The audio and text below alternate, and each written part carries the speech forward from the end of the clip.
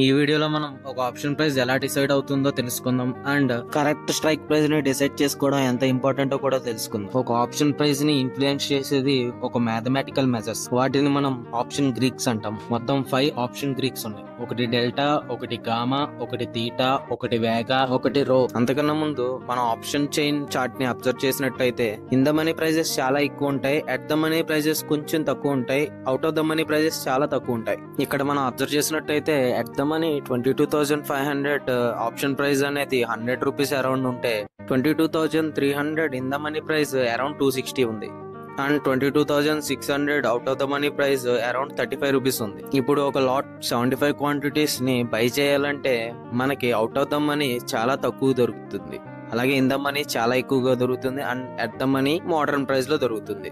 ఇప్పుడు మనం out of the money చాలా తక్కువ దొరుకుతుందని బై చేయకూడదు. ఎందుకు బై చేయకూడదు అనేది based on option Greeks next video నుండి డిస్కస్ చేద్దాం.